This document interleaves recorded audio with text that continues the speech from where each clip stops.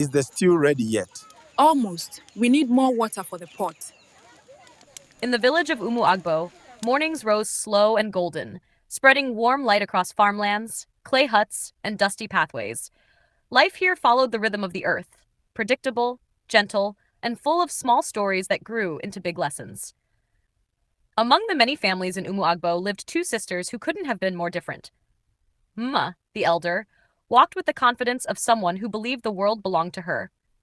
She spoke loudly, laughed boldly, and enjoyed being the center of attention. Even as a child, she stood tall and proud, always telling the other kids what to do and how to do it. Many admired her, some feared her, but everyone noticed her. Her younger sister, Annah, was the opposite. Quiet, soft-spoken, gentle like evening rain. She didn't seek attention, but attention somehow always found her. The village women loved her humility, the elders loved her respectfulness, and the children followed her like chicks chasing a mother hen. Together, the two girls balanced each other like day and night. Their parents, who believed that every family needed different kinds of strength, raised them with equal love. They shared chores, shared meals, shared one small bedroom, and shared the kind of sisterhood that felt unbreakable. But life has a way of testing the strongest bonds. Everything changed the day a young man named Matthew arrived in Agbo. He came from a neighboring village, tall, handsome, and hardworking. He was helping repair the community hall roof and buying palm oil for his mother's business. From the moment he stepped into the village square, the girls whispered about him. His smile was easy, his voice deep but gentle, and he greeted even strangers with respect. The elders nodded approvingly whenever he spoke. He was the kind of young man who made an impression without trying. When Mama first saw him, something inside her shifted. She liked the way he carried himself. She liked his confidence, his politeness, and the strength in his arms as he lifted heavy planks of wood. In that moment, Muma decided something quietly in her heart. Matthew would be hers. She began watching him whenever he passed their compound. She walked the long way to the stream just to coincidentally meet him on the path. She imagined a future where they walked hand in hand during moonlit festivals, people whispering about what a perfect couple they were. It wasn't just admiration anymore. It was longing. It was want.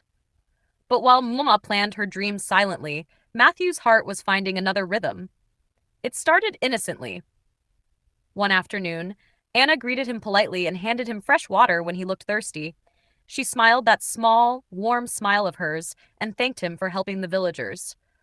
Matthew noticed the purity in her eyes, the softness of her voice, the honesty of her manners. From that day, every time Matthew saw Anna, something drew him to her. He found himself asking about her whenever he spoke to her mother. He lingered near the compound when she swept the yard. He helped her carry firewood even when she protested shyly. It didn't take long for the village to whisper that Matthew's eyes were following someone. But it wasn't Ma. It was Anna. The first time Mama heard the rumor, her chest tightened painfully. She brushed it off, convinced people were mistaken, but the signs became too obvious to ignore. Matthew always looked for Anna first. His smiles were softer with her. When market day came, he bought her roasted groundnuts and said it reminded him of his childhood home. Anna blushed. Mama boiled inside. Jealousy did not hit Mama like lightning. It arrived quietly, like smoke slipping under a door. At first, she felt confused. How could Anna, soft and simple Anna, attract someone like Matthew? Then the confusion turned into irritation. Then irritation hardened into anger. Anna didn't even have to try. She didn't chase Matthew. She didn't flirt. She didn't force anything. She was simply being herself, and somehow that was enough. Ma began watching Anna differently. Every laugh she shared with Matthew felt like a wound. Every evening he walked Anna home felt like betrayal. Every whispered conversation between them felt like theft. Slowly, something dark began to grow inside her. A bitterness she had never known. A belief that life was unfair. That Anna had taken something meant for her. That maybe if Anna were not around, Matthew would see her instead. The two sisters still lived under the same roof, still shared the same meals, still slept in the same room. But Mama's heart was changing. And Anna, in her innocence, had no idea.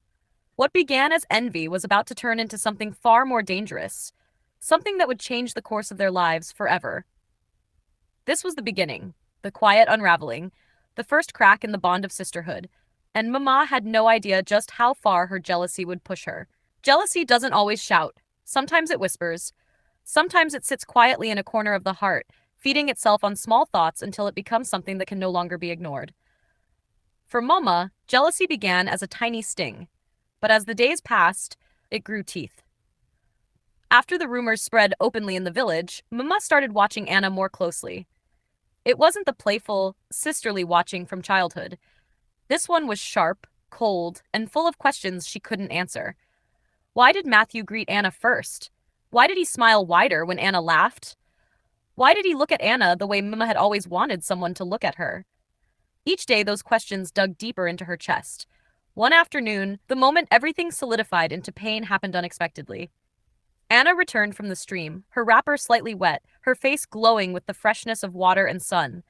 She carried a small folded leaf packet and walked straight to Mama with excitement. "Look, Matthew gave me roasted plantain." She said it with the innocence of a younger sister wanting to share joy, not knowing that her joy was tearing at Mama's insides like claws. Mama forced a smile, but inside she felt something sink. She did not want to hear Matthew's name from Annah's lips again.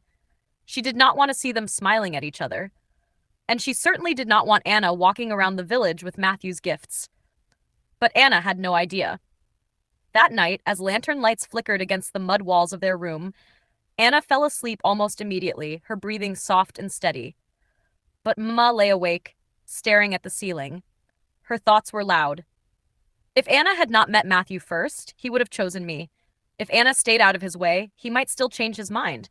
If Annah wasn't always so humble, so gentle, so likable. It was unfair, she thought. She, the elder sister, should have been the one Matthew admired. She was prettier. She was more confident. She had always been the one boys noticed first. So why Annah? Why this quiet, simple girl who hardly spoke unless spoken to? The walls of jealousy grew thicker around her mind. Soon, small habits began to change. She no longer laughed with Annah the way she used to. She stopped braiding Annah's hair. She avoided going to the stream with her.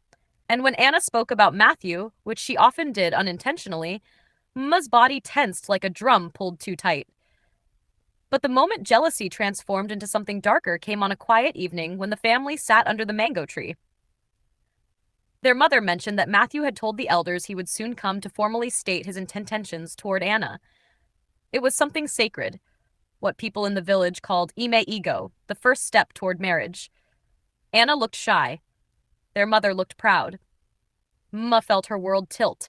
She excused herself, claiming a headache, but the real pain was in her heart. She went inside, shut the door, and for the first time in her life, let herself cry quietly in the shadows of the room they shared. She cried because she felt replaced. She cried because she felt unseen. She cried because the life she imagined was slipping out of her fingers. When the tears ended, something colder remained. A thought that whispered like a serpent. If Annah was out of the picture, everything would return to me. She tried to push it away. She wasn't a bad person. She wasn't someone who harmed others. But jealousy is like smoke. It enters through cracks and fills every space it can find. And the more she thought about Annah and Matthew together, the more the dark idea grew roots. It didn't help that the village women sometimes whispered things like, "It should have been Mma. She is more suited to Matthew. Mma is the beauty of that house. Annah is too quiet for a man like Matthew." Those careless comments meant as simple gossip were gasoline on Mama's fire. Soon, Mma began making regular trips to the stream, not for water, but to linger near the bushes where the older women harvested herbs. The women often spoke of plants that healed and plants that harmed. Some leaves made you sleep. Some made you hallucinate. Some weakened your stomach for days. Some could end a life. Every time they spoke, Mma listened. She listened too closely. She began to recognize the herbs by their shapes. She learned where the dangerous ones grew, how they smelled, which ones could be powdered into a tasteless form. At first, she told herself she was only curious, but deep in her mind, she knew curiosity was slowly turning into intention. One day, as she knelt near the stream, she saw a cluster of leaves she had heard about many times. Obagbara, a leaf known for its power to weaken the body rapidly when consumed. She stared at it for a long moment. Her heart pounded. Her hands trembled. But the jealousy inside her whispered louder than her conscience. She plucked a few leaves, wrapped them in a cloth, and hid them inside her wrapper. As she walked home, her footsteps felt heavier. Her breathing felt louder. Her mind felt like a storm. She wasn't fully sure what she was planning, but she knew she was crossing a line she could never uncross. And jealousy was guiding her hand. Little did she know, the choices she was about to make would not only break sisterhood, but almost cost her own life. The days after, Mma found the Oboagbara leaves were filled with a restless energy. She moved through the village like a shadow, always watching Annah and Matthew. Every laugh, every shared look, every stolen moment between them tightened the coil in her chest. Her jealousy was no longer just a feeling. It had grown teeth, and now it whispered a dangerous plan. Ma told herself it was simple. Just a little poison, just a small dose, and Matthew would notice her again. Maybe Annah would fall sick for a day or two. Maybe Matthew would see her as the one who truly cared. It sounded harmless when she said it in her mind, but she did not consider the cost, the risk, or the life she might destroy. She waited for the right moment. And the right moment came on a day when Annah and their mother went to the market. The streets of Agbo buzzed with bargaining, laughter, and children running after rolling hoops. It was loud, busy, and no one would notice her slipping quietly back home. In the kitchen, Ma set to work. She peeled yams, ground them into smooth porridge, and seasoned it with all the flavors she knew Annah loved. She remembered every spice, every pinch of salt. She separated 2 plates carefully, each identical to the other, so it wouldn't seem unusual. Then she took the crushed Oboagbara leaves, ground them into a fine, almost invisible powder, and mixed them into one of the plates. Her hand shook as she did it. A small bead of sweat ran down her forehead. She told herself again, this is only temporary, only enough to teach her a lesson, only enough to get Matthew back.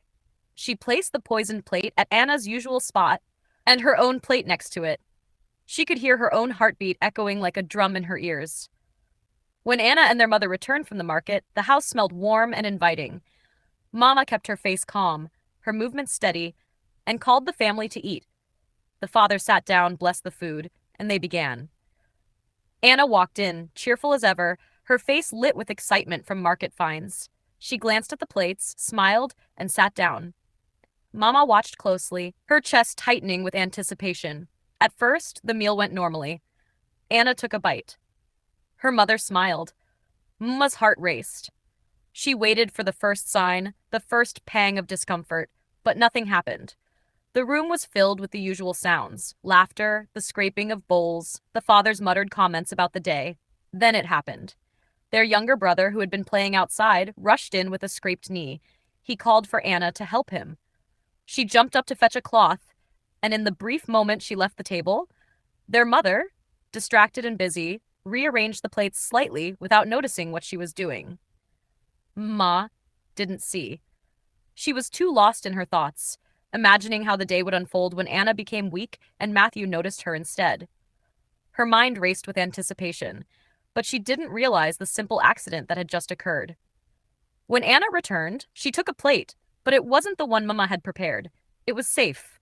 And Mama, staring down at the table, did not notice her own plate, the one she had intended for Annah, sitting right in front of her. The first bite tasted ordinary, but soon Mama's stomach felt sharp, twisting, clawing at her from the inside. Her hand froze on the spoon, her mouth went dry. She tried to swallow another bite, but the pain was too sudden, too strong, too real. Her eyes widened. She gasped, clutching her stomach. The room tilted, the walls spun, and the heat of fear mixed with shame like a fire she couldn't escape. Her parents shouted, rushing to her side. Anna's eyes went wide, confused and terrified. Ma's mind raced. She couldn't hide it anymore. The poison, the leaves, the plan. She gasped, trembling. I did it. I was going to. I put it in Anna's food. The room went silent. The weight of her confession hung heavier than the poison in her stomach. Her parents froze. Anna's hands trembled as she reached toward her sister. Mma's body shuddered as the poison spread. The ache was unbearable. Her knees buckled. She fell forward, her forehead pressed against the table. The realization hit her harder than the pain itself. Her own plan had backfired. She had almost killed herself, almost destroyed herself in a single moment of jealousy. Neighbors ran in when they heard the cries. Someone called for Ogbuefi Madu, the village herbal healer. He was old, wise, and feared in a way that carried respect. Everyone knew he could cure almost anything: illness, poison, even injuries that seemed hopeless. Mma's body was carried to his hut. She struggled to stay conscious. Her lips trembled as she whispered apologies over and over again, not just to her family, but to Annah. She admitted everything: her jealousy, her plan, her intentions. Annah, despite the fear and the betrayal, stayed close. She held Mama's hand, whispered for her to breathe, and prayed silently that her sister would survive. Forgiveness wasn't easy, but Anna's heart had space for mercy, even now. By the time they reached Ogbuefi Madu's hut, the herbal man had prepared his remedies. His hands worked quickly. He mixed bitter pastes, crushed cooling herbs, and chanted quietly under his breath. He forced Mma to drink a potion that would neutralize the poison. He laid her on mats, rubbed her belly with healing leaves, and tended to her trembling body with steady care. Pain, regret, and fear mixed into one overwhelming storm inside Mama. She realized, in those terrifying minutes, that jealousy could almost destroy a person, not just the one it targeted, but the one who let it grow unchecked. Hours passed. Mima drifted in and out of consciousness. Each time she opened her eyes, she saw Anna's gentle face. Each time she could speak, she whispered, "I'm sorry, I never meant to. Forgive me." The herbal man's treatments were harsh, but effective. Slowly, the poison's grip loosened. Mma's body began to relax. Her breathing steadied, and the first faint color returned to her cheeks. But the lesson had already been burned into her heart. Jealousy is dangerous, and sometimes it turns back on the one who lets it take root. Mma's body still trembled as the herbal remedies worked through her veins, but the worst of the poison had passed. She lay on the mat in Ogbuefi Madu's hut, wrapped in a thin wrapper, her face pale but alive. The pain had taught her a lesson sharper than any words ever could, and slowly, a new understanding began to take root in her heart. Ogbuefi Madu sat quietly beside her, observing her like a watchful hawk. His hands were steady, his eyes full of wisdom earned over decades. He did not scold her, nor did he ask many questions. He simply prepared new mixtures of healing leaves, ground roots, and calming herbs. Each step of the treatment was deliberate, slow, and purposeful. "You are lucky," he said in his low, steady voice. "Not everyone survives their own hand thought. Mama, your body is strong, but your mind is the part that will need the most care." Mama nodded weakly. She wanted to speak, to explain, to apologize again, but her voice was still too weak. Instead, she closed her eyes and let the healing begin, not just in her body, but in her heart. Anna stayed nearby. She did not leave, even when her parents returned to their home. She had insisted on sleeping on the floor next to her sister's mat, holding her hand gently, speaking soft encouragements. "You will be okay. I know it was jealousy, but I forgive you." Mma's eyes filled with tears. The shame of her actions weighed heavier than the poison ever could. "I almost killed myself, and you," she whispered. "I was so blind, so selfish." Anna squeezed her hand gently. "Yes, you made a mistake, but mistakes do not define us unless we let them. What matters now is that you learn, that you change, that you heal, not just your body, but your heart." Healing was not easy. Each day, Mama felt weakness in her stomach, a burn in her chest, a tremor in her hands. Yet the presence of the herbal man, Annah, and her parents gave her a sense of safety she had never felt before. She began to listen more than she spoke, to watch more than she acted. The loud pride that had once ruled her life was replaced by quiet humility. Ogbuefi Madu took this time to teach her about the herbs she had once coveted for harm. He showed her which ones healed, which ones soothed, which ones could strengthen the body.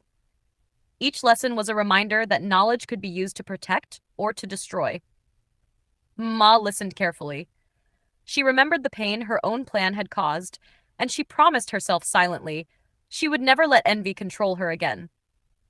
During these long days, she reflected on her jealousy, her desire for Matthew, and the actions that almost destroyed her sister's life. It was painful to admit the truth, but the pain became a teacher. She realized that love could not be forced. Attention could not be stolen. Hearts chose their own paths, and no amount of planning, scheming, or manipulation could change that without bringing ruin. Sometimes, Ma caught herself staring at the mat where she had collapsed, shivering under the poison's grip. She shivered again, but this time from memory, not from sickness. She thought about the way Anna had stayed, gentle and forgiving, and her chest ached with the awareness of how much she had taken for granted. In these reflective moments, she began to understand something crucial. Jealousy is a slow poison. It doesn't always harm the person you envy, it often harms you first. And she had learned that lesson in the most brutal way possible. Her parents, once angry and confused, began to speak with her calmly now. They reminded her of family bonds, of trust, and of the power of making amends. They did not ignore her mistakes, but they offered support in her journey toward redemption. Mma started small acts of repair. She helped Ogbuefi Madu gather herbs, she cleaned his hut, she carried water for Anna, and she practiced patience like a craft. Every action was a reminder that healing is not instant. It is a slow and steady process, built by small, deliberate choices. And slowly, Mma began to see Anna differently. She saw her kindness, her strength, her patience, not as competition, but as a guide. She learned that admiration did not need to turn into envy, that love for another could inspire, not destroy. By the end of the third week in Ogbuefi Madu's care, Mama was able to sit without trembling, walk slowly around the compound, and even speak in full sentences without collapsing in pain. Her mind, once clouded with jealousy, was clearing, and in its place was something she had never known: humility, gratitude, and the will to change. Outside, the village continued with its daily life. Children ran past, the market buzzed, and the river flowed steadily. The world did not pause for Mama's lessons, but she had learned that she didn't need the world to notice her mistakes. The ones she had inflicted upon herself would never be forgotten. The days at the herbal man's house were teaching her more than medicine ever could. They were teaching her the weight of envy, the value of forgiveness, and the power of making amends. And as she lay down at night, watching the firelight flicker across the walls, Mma whispered a quiet promise to herself. I will never let jealousy guide my hand again. I will become better, for myself, for Anna, for everyone I love.